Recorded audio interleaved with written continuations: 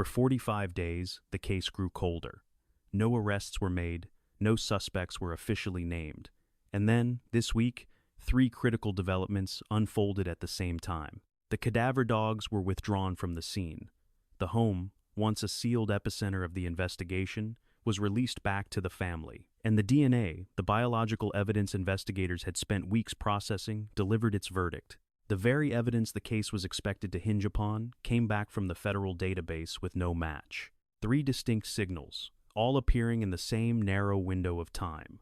When an investigation changes direction on 3 fronts simultaneously, it is a sign that something is moving beneath the surface. The question is whether that movement is toward an answer or spiraling further away from one. But there is one detail in all of this that has gone unspoken until today. While investigators were anxiously awaiting those DNA results, Annie Guthrie quietly distributed something to her neighbors. A map, detailing a specific route through the Catalina Foothills that traverses the darkest, most isolated stretch of road in the entire community. And on March 15th, retired FBI Special Agent Jennifer Coffindafer analyzed it in a public forum, suggesting it may explain something that has baffled investigators from the beginning. How did the assailant simply vanish? Stay with us, because what that map reveals changes the fundamental understanding of this entire case. It is time to examine the evidence. Here, we follow the evidence itself, not the polished press briefings or the official summaries, but the raw, documented record. We analyze what it shows, and just as importantly, what it fails to show. We present new, in-depth documentaries every single week. If this case has not released its grip on you, please show your engagement.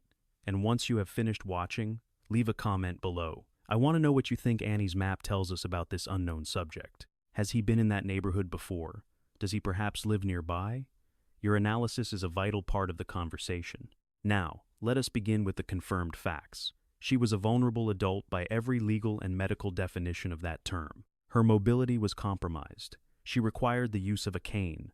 As Pima County Sheriff Chris Nanos stated publicly, she was incapable of walking 50 yards by herself. She depended on daily medication for a cardiac condition so serious that it required a pacemaker, a sophisticated device that monitors and regulates her heartbeat, and one that was digitally connected to her Apple devices while she slept. On the evening of January 31st, 2026, Nancy had what seemed to be a normal dinner and game night with her family. Her son-in-law, Tomaso Cioni, who is married to Nancy's daughter, Annie Guthrie, drove her home, dropping her off at approximately 9:50 p.m. Mountain Time. At 9:48 p.m., electronic records show her garage door opened. At 9:50 p.m., it closed. That was the last confirmed sighting of Nancy Guthrie by any person who has been publicly identified. What followed was a cold, digital sequence, faithfully recorded by the smart devices networked throughout her home. At 1:47 a.m. on February the 1st, Nancy's Nest doorbell camera was tampered with and disconnected. At 2:12 a.m., a second camera detected motion but produced no available footage. That camera, it was later determined, had also been deliberately disabled. At 2:28 a.m., Nancy's pacemaker application disconnected from her Apple devices. The Bluetooth connection, the invisible link between the device monitoring her heart and the phone on her nightstand, went silent. At 2:36 a.m., a Ring camera at a neighbor's home on Camino Royale, located roughly 2.5 miles from Nancy's property, captured a vehicle traveling south at a high rate of speed. Investigators have since confirmed the drive time from Nancy's address to that camera's location is approximately 6 minutes. 2:28, a 6-minute drive, 2:36. The mathematics of the timeline are precise. When family members arrived at noon, alarmed that Nancy had failed to appear for her virtual church service, they found the door unlocked and her essential medication sitting on the kitchen counter, untouched. Her car was still in the garage, her wallet was in the house, her phone remained on the nightstand, and there was blood staining the front porch. DNA testing would later confirm that it was hers. The FBI released surveillance footage that was recovered only with Google's assistance after the physical Nest camera itself was found missing from the property. It depicted a masked figure at the front door, who was armed, wearing black nitrile gloves, and carrying a black 25-liter Ozark Trail hiker pack. This was a backpack sold exclusively at Walmart, with a gun holstered at the center of the waist in a highly unusual position. An object with a protrusion that resembled an antenna was visible in the figure's pocket. The entire Guthrie family, including all siblings and their spouses, was formally cleared as suspects by Sheriff Nanos on February 16th. That clearance is on the public record and has never been retracted. 45 days later, the investigation entered an entirely new phase, and it did so on 3 separate fronts all at once. Let us examine each of these shifts separately, because each one tells us something specific, and together they tell a story that investigators have not yet said out loud. First, the matter of the cadaver dogs. Deploying cadaver dogs to a property signals that investigators are operating under the grim working assumption that human remains may be present or may have been present at one time. Standing those dogs down and removing them from active deployment does not mean the search for Nancy is over. It means that investigators have definitively concluded that the property and its immediate surroundings do not contain what those canines were expertly trained to find. This is not conjecture. It is a conclusion born from forensic science. The release of a crime scene is a calculated, methodical step. It is never an oversight. It is not the consequence of a clerical error or a forgotten piece of paperwork. When a law enforcement agency formally releases a location, it sends a single, unambiguous message.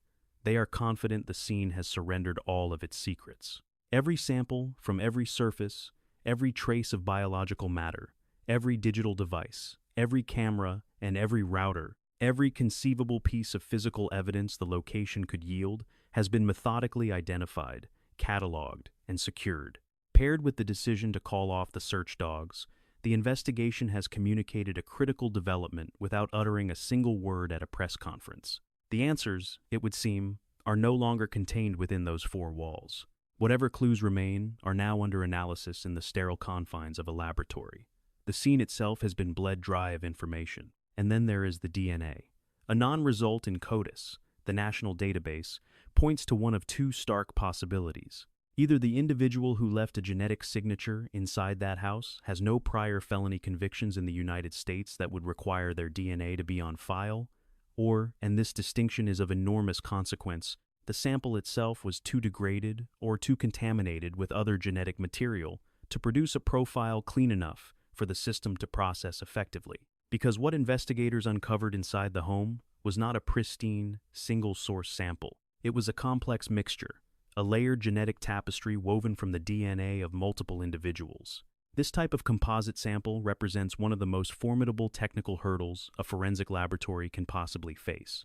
Sheriff Nanos has publicly conceded these difficulties, telling NBC News that his lab reported specific challenges with the sample. He stated, "We listen to our lab, and our lab tells us that there are challenges with it, and we understand those challenges. But our lab also knows that the technology is moving so fast that they think some of this stuff will resolve itself just in a matter of weeks or months." He further expressed his hope that the samples would eventually mature to a point where they could be submitted for investigative genetic genealogy. The operative word in that statement is eventually. It is a word devoid of urgency, and in a case concerning an 84-year-old woman with a documented cardiac condition who has been without her essential daily medication for 45 days, urgency is the only variable with any meaning. April Stonehouse, an Arizona State University forensics professor and former DNA analyst, told News Nation she was optimistic. Investigators would find viable samples at the residence. She observed that in portions of the doorbell camera footage, the suspect's face covering did not appear to fully conceal his nose and mouth, which raises the possibility that he deposited saliva somewhere within the home. Blood, semen, and saliva are considered the 3 most valuable substances for forensic DNA analysis. Stonehouse explained that investigators would be concentrating their efforts on items they believed the suspect handled or came into direct contact with during his time inside the house. The primary obstacle is not the science. The technology for processing complex DNA mixtures is advancing at a pace many people do not realize. The challenge lies in the specific composition of what was recovered from the scene, specifically the ratio of the suspect's DNA to the victim's DNA within the mixture, and whether the suspect's genetic contribution is dominant enough to be isolated and used as a standalone profile. Sheriff Nanos has framed this as the principal impediment. He affirmed that the lab is continuing its work and that foreseeable advances in technology may resolve the very difficulties that exist today. A former deputy chief of the New York Police Department's Forensics Investigations Division, Emmanuel Katranakis, explained to CBS News that genetic genealogy is effectively the final resort to identify a person from a DNA sample after CODIS fails to produce a match. He said, "If this perpetrator has a relative that is a convicted offender in the database, you build a family tree around it. The process radiates outward from whatever connection can be established. And every distant cousin who has uploaded their raw DNA to a public genealogy platform magnifies the probability that such a connection will be found. This is precisely the reason CeCe Moore is now involved. Moore's sophisticated technique does not require a direct match in the CODIS system. It operates instead by analyzing hundreds of thousands of genetic markers across the entire genome, a far more exhaustive process than the 20 markers used in standard CODIS searches. That comprehensive profile is then introduced to genealogical databases that expressly permit law enforcement access, specifically GEDmatch, Family Tree DNA, and DNA Justice. From there, the system hunts for distant genetic relatives who might share as little as 1% of their DNA with the unknown suspect. When a potential match is flagged, genealogists begin the painstaking work of constructing a family tree outward from that one connection, working meticulously forward and backward through generations by utilizing an array of public records, through census records, certificates of birth and death, and deep genealogical archives. The family tree is meticulously pruned until it points to a single, probable subject. From there, the collection of DNA becomes a covert operation, a cup left behind at a cafe, a discarded cigarette, a tissue pulled from a waste bin. This is the confirmation sample that can ultimately close the case. It is the exact same methodology that unmasked Joseph James DeAngelo as the Golden State Killer, after he had lived in anonymity for more than 3 decades. This was the protocol that identified Brian Koberger in the University of Idaho homicides, using DNA his own father had unwittingly discarded in a trash can in Pennsylvania. On July 23, 2025, Koberger was handed 4 consecutive life sentences, with no possibility of parole. Moore has made her position public and unequivocal. "If I was the kidnapper, I would be extremely concerned right now because using investigative genetic genealogy, he will be identified. Not might be identified, not could potentially be identified, will be identified. But a catch exists, and it is a formidable one. The access investigators have to commercial genealogy databases is profoundly restricted by corporate privacy mandates. Ancestry, DNA, and 23andMe, whose combined databases contain over 37 million individual profiles, expressly forbid law enforcement from searching their records. This forces investigators to rely on GEDmatch, Family Tree DNA, and DNA Justice, which collectively hold fewer than 2 million profiles. The result is a fundamental chasm between what the technology is theoretically capable of achieving and what is possible under the current legal and corporate frameworks. The swiftness of any potential identification, therefore, hinges entirely on whether the suspect's relatives exist within that much smaller pool of 2 million accessible profiles, and on the chance that the suspect possesses deep American ancestry within a demographic that is well documented in those specific databases. Regarding the timeline, Moore has been characteristically direct, predicting the process will be a matter of weeks or months, not years, due to the sheer volume of resources now focused on this case. She observed, "I would suspect the FBI genetic genealogy team would be brought in if it takes too long, and they have significant resources. The simple fact of CeCe Moore's involvement is a powerful signal. Investigators are not setting aside the DNA evidence. They are finding a way around the barrier that CODIS has placed before them. But circumventing that wall requires time. And while that methodical work was proceeding inside a laboratory, something was unfolding back in the neighborhood that went almost entirely unnoticed. In the initial hours of the investigation, before the FBI had erected its full tip line infrastructure, and before the Pima County Sheriff's Department had commenced its official neighborhood canvass, Annie did what any daughter would do in such a desperate situation. She began making calls.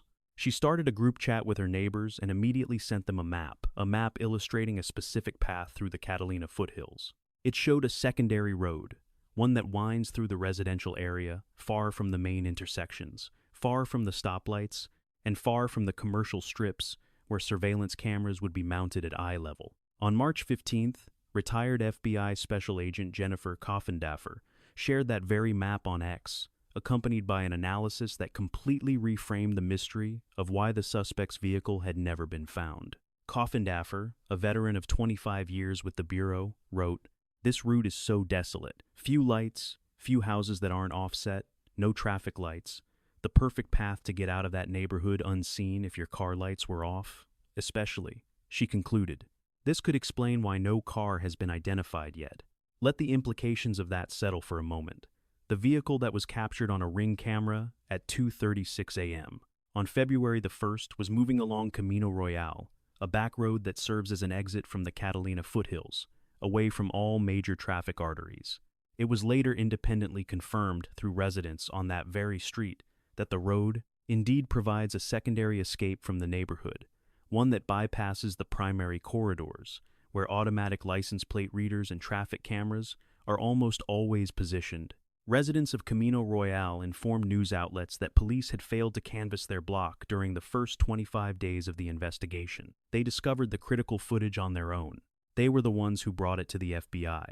The perpetrator did not merely stumble onto a dark road by chance at 2:30 in the morning.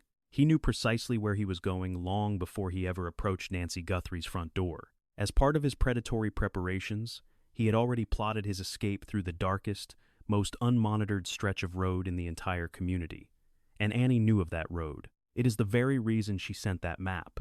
She wasn't asking her neighbors for assistance in some generalized search. She was pointing, with chilling specificity, to the exact route she instinctively believed the abductor had taken, a route she knew intimately from a lifetime spent in that neighborhood.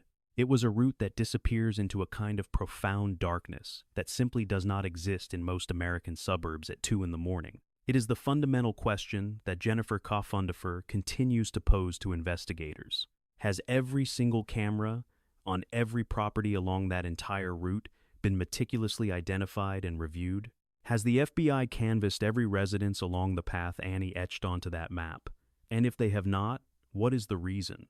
NewsNation has reported that law enforcement has been making specific inquiries to neighbors, requesting security footage from January 24th, a full week before the abduction. That specific request joins January 11th and January 23rd as key dates that investigators have flagged as holding potential significance. 3 separate dates, weeks before the 1st of February, January 11th, January 23rd, and January 24th. The Federal Bureau of Investigation does not request footage from specific days without compelling reasons to do so. When investigators concentrate their search for surveillance footage to such a narrow window of date and time, it is invariably because they possess information suggesting an event occurred on that date, which is linked to the primary crime. They could be acting on cell tower data that places a particular device in the vicinity. It's possible they have identified a partial vehicle match from a different camera somewhere else. They may even be holding back a witness account that has not been disclosed to the public. But this is what we know for certain. By January 11th, the suspect may have already been actively surveilling the Catalina Foothills neighborhood. By January 23rd, he was engaged in what behavioral analysts would classify as a dry run. The chilling figure captured walking backwards on a Ring camera 6.5 miles from the property. He was carrying the very same Ozark Trail backpack he would bring to her front door just 9 days later, and he was deliberately exploiting a known technical flaw in motion-activated cameras by ensuring his face remained shielded during the sensor's crucial activation delay. And by January 24th, investigators are convinced that something critical happened, an event that connects directly to February 1st. A neighbor, a resident of the Catalina Foothills for nearly 30 years, recalled seeing a man in the area around that time who simply did not belong. His hat was pulled down low, his posture was hunched over as he moved slowly, methodically, looking at the properties, his gaze lingering specifically on the house, not walking with any discernible purpose, neither arriving nor leaving, but just observing. In a community where a stranger immediately stands out, he was an anomaly. He had been there before. He had walked that very road before. He was intimately aware of where the cameras were, and more importantly, where they were not. He knew precisely which road fell into darkness, and on the 1st of February, he used that knowledge. Throughout this investigation, Jennifer Coffindafer has been unwavering and direct in her public analysis. The DNA is a viable path forward, but given the current circumstances, it is a slow one.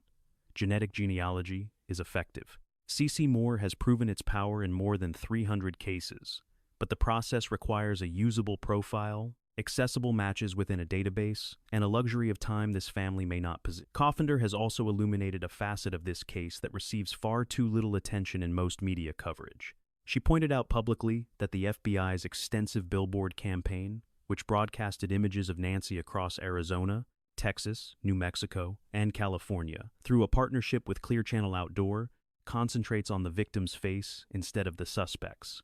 Her assessment was brutally frank. Show him.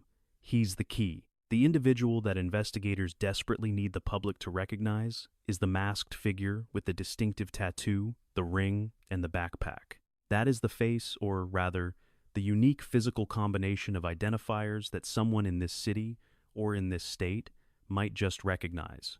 Coffindafer has also issued a direct warning about a dimension of this case that is given dangerously little public consideration. She wrote, "There is a kidnapper, at least one person, and a potential murderer on the streets. Who will be their next target? Will this person strike again?" She went on, "This is a big issue. I'm not trying to raise hysteria, just saying that protecting the community seems to be lost in the noise of this investigation." From the other side of the investigation, Sheriff Nanos echoed her grave concerns. He stated to NBC Nightly News that the suspect could absolutely strike again, and issued a stark warning to the public. "Don't think for a minute that because it happened to the Guthrie family, you're safe. No. Keep your wits about you. A predator who has proven his capability for 3 weeks of surveillance, his meticulous planning of exit routes, and his awareness of electronic countermeasures, a man with the operational discipline to carry an 84-year-old woman from her own home without being captured by any of the perimeter cameras positioned around the property. A person like that does not become less of a threat to the community simply because 6 weeks have passed. He becomes more confident." The United Cajun Navy presented a 41-page operational plan to Sheriff Nanos, offering 25 specialized cadaver dogs and thermal drones, proposing a structured search methodology for the rugged terrain of the Catalina Foothills. The sheriff's office never responded to their offer. A judge is now expected to rule on whether the organization will be granted authorization to lend its assistance, despite the sheriff's continued silence. Should that ruling pass, sanctioning broader civilian search participation, the physical hunt for NY's location would surge on a scale not witnessed since the investigation's initial, frantic days. The DNA recovered from inside NY's residence is a complex mixture that, when run through the national database, yielded no match. It is now undergoing a delicate separation process.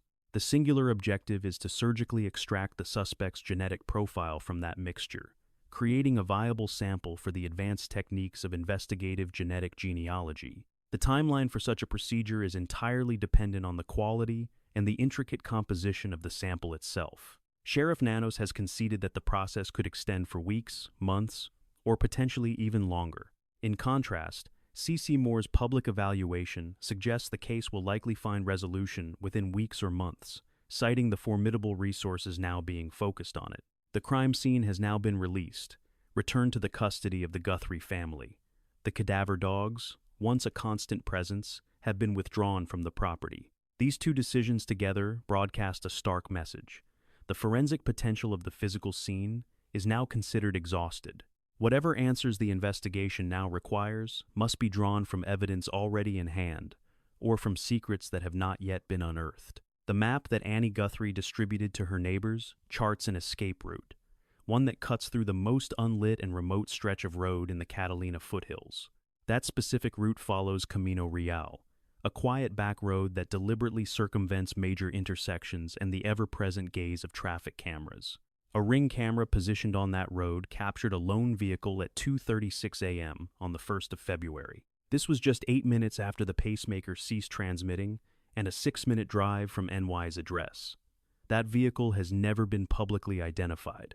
Coffindafer characterizes the failure to identify it as a deeply concerning void at this juncture of the investigation. The inquiry has broadened, now encompassing requests for footage from January 24th as an additional date of profound interest, which joins January 11th and January 23rd.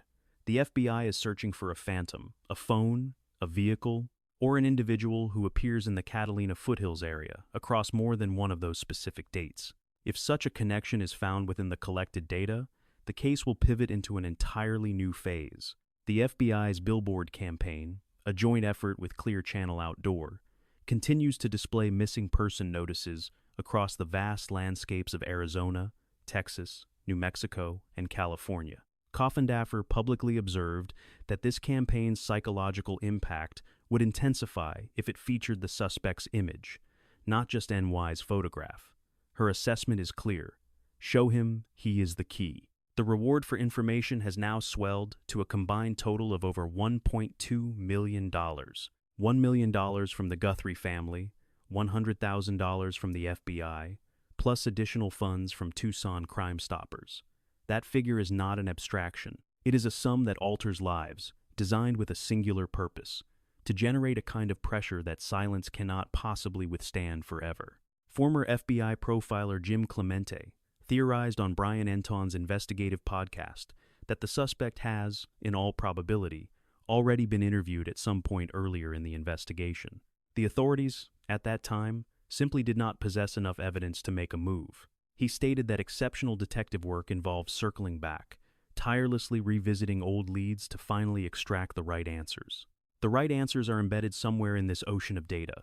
The DNA, the camera footage, the cell tower records chronicling 3 weeks of reconnaissance, the escape route on Annie's map, the mysterious vehicle at 2:36 a.m., the tattoo on the right wrist, the ring worn underneath the glove. Each one represents a thread being pulled. The first, the exit route. Annie's map traces a very deliberate path through the Catalina Foothills. Has every single camera on every property along that clandestine route been identified, its footage collected, and thoroughly reviewed? Residents on Camino Real informed Fox News Digital that they were not canvassed by law enforcement for the first 25 days of the investigation. This raises a crucial question. How many other properties along that route hold footage that remains unrequested or unexamined? The second thread, the 3 reconnaissance dates. Investigators have now officially flagged January 11th, January 23rd, and January 24th as dates holding specific, critical interest. The FBI does not issue date-specific requests for footage without a compelling reason underpinning them. What piece of data, a fleeting cell tower ping, a partial vehicle match, a fragmented witness observation is driving each of these pointed date requests? And has any single device, vehicle, or individual surfaced in the collected footage on more than one of those days? The third thread, the DNA timeline. While Sheriff Nanos has indicated the DNA processing might take weeks, months, or potentially longer, CeCe Moore has predicted a resolution within weeks or months. Those two timelines are not identical. So, what is the specific bottleneck? Is it the integrity of the sample itself? The precise ratio of suspect DNA to victim DNA within the mixture? Or the operational capacity of the Florida laboratory? And would transferring this crucial sample to the FBI's Quantico facility at this moment meaningfully accelerate that timeline? The fourth thread, the vehicle.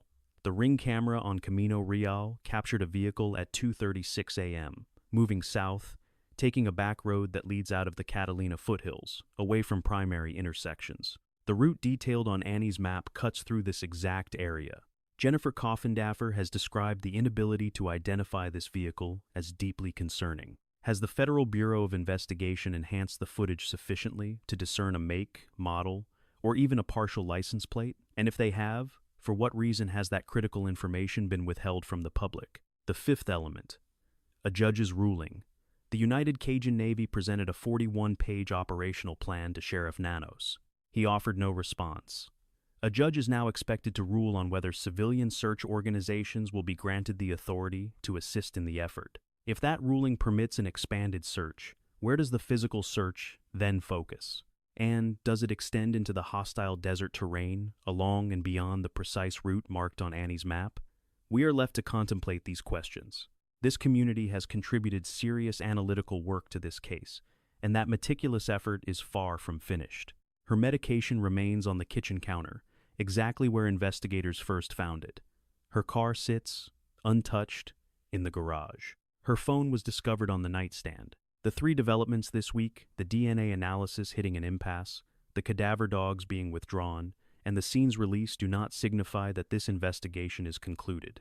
They mean it has merely entered a new phase, a clinical stage, one defined by patience and painstaking detail. It is a technically complex phase, dependent on scientific processes that are still unfolding. Yet Nancy Guthrie is 84 years old. She lives with a pacemaker. She relies on daily medication that keeps her precarious cardiac condition managed.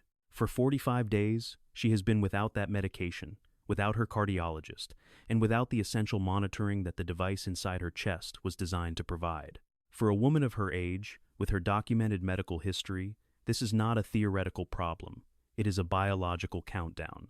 Annie sent that map because she grew up on those very roads. She knew precisely which one became consumed by darkness. She needed investigators, neighbors, anyone who would listen to examine that route. It was the path she believed her mother was transported down, shrouded in darkness at 2:30 in the morning, and her intuition about what that map revealed would prove to be chillingly correct. Someone drove down that road on February 1st, with his headlights extinguished and vanished into the Sonoran Desert. And someone in this suspect's life knows who he is. Someone has seen the tattoo that marks his right wrist. Someone has heard the alibi that did not ring true. Someone is living with the crushing weight of that knowledge, while looking at $1.2 million in reward money. The DNA is being separated. The family tree is being constructed. The escape route is now charted. This case is not over. Nancy Guthrie's family has not stopped searching, and the investigation continues. If you have information regarding Nancy Guthrie's disappearance, contact the FBI at 1-800-CALL-FBI or visit tips.fbi.gov.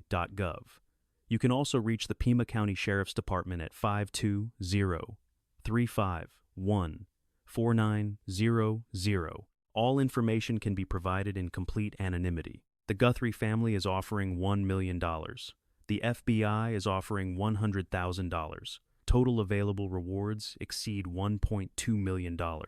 There are critical moments on the horizon. When the judge delivers a ruling on the Cajun Navy, when the genealogical results are returned, when this case finally breaks, the details will be paramount. The map provided by Annie forces us to ask, what does it truly tell us about this suspect? Does he know that neighborhood with an unnerving intimacy because he lives nearby, or because he has been there before, on other business? Or is it because someone provided him with a detailed briefing, one that included the exact roads he was to use? The answers exist. They are waiting to be found. Nancy Guthrie deserves every resource, every analysis, and every pair of eyes that can be brought to this case. She must be brought home. Jennifer Coffindafer, who served 25 years with the FBI, has stated plainly, the most likely way this case gets solved is a person coming forward. Someone intimately connected to the suspect, who has been shouldering a heavy burden since the 1st of February. A partner, a family member, a friend, someone who noticed the distinct behavioral changes in the weeks that preceded the abduction. The unexplained acquisitions, the altered routines, the questions about a neighborhood they had no logical reason to know about, and who has been living with that knowledge, uncertain whether to act. Former FBI profiler Jim Clemente remarked publicly on an investigative podcast that the suspect has probably already been spoken to by investigators during the early days of the case. He was questioned. Investigators, at that point, simply did not possess enough evidence to move forward. Clemente said, "Good detective work is going back, asking the same questions again with the new evidence that has accumulated, getting the answers that were not there before." Clemente also assessed that the suspect is likely in his 30s or 40s, and that he exhibited observable behavioral changes before February 1st, changes that individuals in his immediate environment would have undoubtedly noticed. Purchases that did not align with his normal patterns, an absence or a change in schedule that was unusual, a new piece of equipment, a question about the Catalina Foothills area that emerged in a conversation, one that only felt profoundly strange in retrospect. For those within the suspect's inner circle, the signs were their subtle shifts in behavior, now discernible only in the cold clarity of hindsight. And it is almost certain that one of those individuals is watching this very broadcast. The dedicated tip line is 1-800-CALL-FBI. Every submission is guaranteed to be completely anonymous. The reward for information now exceeds $1 million. If anything you observed feels relevant, however marginal or uncertain, the time to make that call is now. The cadaver dogs, which were a fixture across the property and the surrounding desert terrain during the initial weeks, have been withdrawn. This was not a decision arrived at lightly. Deploying and sustaining a cadaver dog search operation is an immense drain on resources. To stand it down signifies a strategic conclusion by investigators. Based on the current evidentiary picture, the continued use of those specific assets in those locations is no longer the highest priority. It does not, however, mean that Nancy has been located. It means the immediate search perimeter surrounding her residence has been exhausted to the complete satisfaction of those making the operational resource decisions. The question, which Coffindafer and others have persistently raised, is whether that perimeter was ever large enough to begin with. Should it be expanded? And should the specialized expertise of organizations like the United Cajun Navy and EquiSearch, both of which have documented search capabilities in remote desert landscapes, be deployed to yield results that current resources have failed to produce? The United Cajun Navy is a non-profit organization with a documented record of more than 5,000 recoveries in desert and wilderness environments. They submitted a 41-page operational plan to the Sheriff's Department. Sheriff Nanos has yet to respond publicly. A judge is now slated to rule on whether civilian search participation will be officially authorized. If that ruling is favorable, the search area expands. If it is not, the search will continue under the existing, more limited framework. In either outcome, the desert beyond the Catalina Foothills neighborhood remains a vast and largely unsearched void. Former Pima County Deputy Eric Maldonado, who dedicated nearly 30 years to investigating crimes in this exact territory, has noted that the Sonoran Desert is a place where evidence can be swallowed whole, disappearing permanently without the specific, local knowledge needed to even know where to look.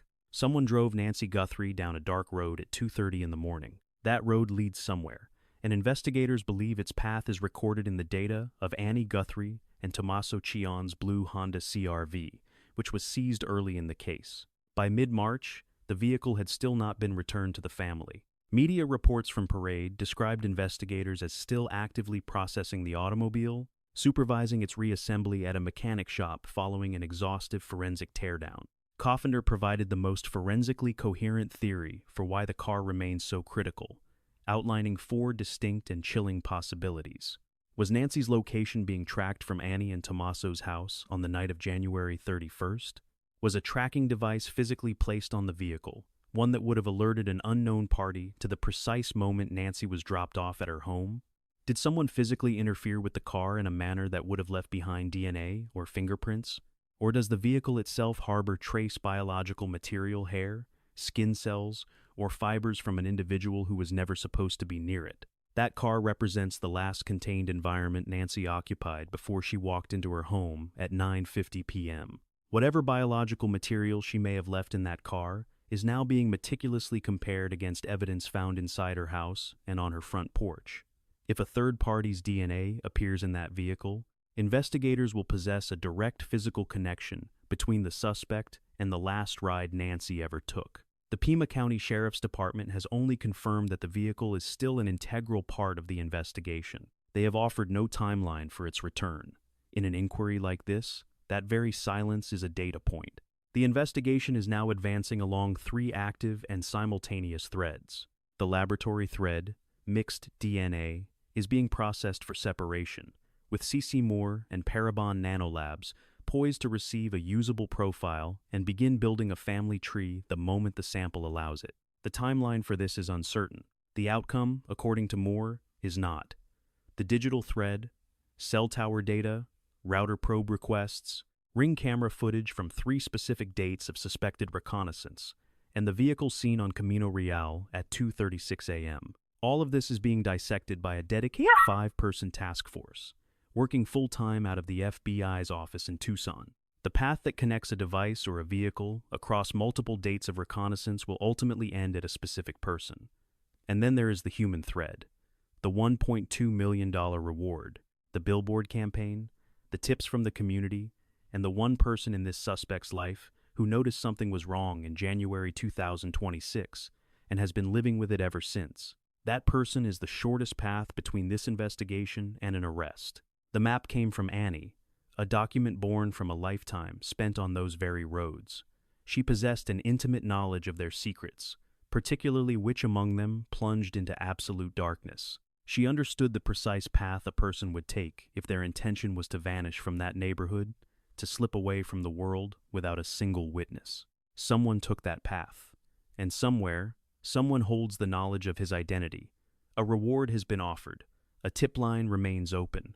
Complete anonymity is assured. For Nancy Guthrie, every single thread must be pulled, relentlessly, until one finally reveals the way back home. If you possess any information concerning her disappearance, you are urged to contact the Federal Bureau of Investigation at 1-800-CALL-FBI or visit tips.fbi.gov. Alternatively, you can contact the Puma County Sheriff's Department at 520-351-4900. Any information provided can be submitted in total confidence. This investigation is far from concluded. This family has never ceased its search, and neither will we.